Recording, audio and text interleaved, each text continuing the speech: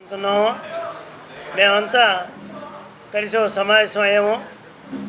ఆ సమావేశంలో గత 5 సంవత్సరాలు పోయిన ప్రభుత్వం ఈ రాష్ట్రాన్ని అభివృద్ధి చేయకుండా 3 రాజధానులు అనే పేరుతోటి నిర్వీర్యం చేయటం, మేము ఉద్యమం చేయటం, కోర్టులకు వెళ్ళటం, దాన్ని సాధించుకోవడం జరిగిన విషయాన్ని ఒక్కసారి పునరావృతంగా చేసుకుంటూ మొన్న ఉండవల్లి, ఎర్రబాలెం గ్రామాల్లో అక్కడ భూములు ఇవ్వడం రైతులతో సంభాషణ చేయటానికి కానీ, అక్కడ రెచ్చగొడటానికి కానీ, వేరే పద్ధతుల్లో దేనికి వచ్చారో మొత్తం మీద తెలియదు. కానీ అక్కడ జరిగినటువంటి ఘర్షణ వాతావరణం చూస్తే అమరావతి రైతులకు అన్యాయం జరుగుతుంది, అందువల్ల అమరావతి రైతు పరిరక్షణ కింద మేము వచ్చామని చెప్పేసి వైసీపీ నాయకులు, మాజీ మంత్రివర్యులు అందరూ కూడా చెప్పడం జరిగింది.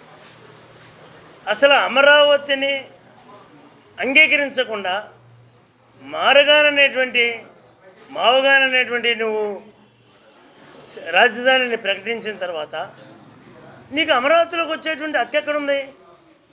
మీరు వైసీపీ పార్టీ వాళ్ళు అమరావతిలోకి ఎంటర్ అయ్యి అమరావతిలో ఏ రైతుకి మీరు సహకారం చేయాలన్నా, లేదు అమరావతి అభివృద్ధి కార్యక్రమాలు ఎలా జరుగుతున్నాయి అనేటువంటిది తనిఖీ చేయాలన్నా, అమరావతిని గురించి మీరు ఎక్కడన్నా మాట్లాడినా, మీరు ఏదైతే మావగాన్ అనేటువంటి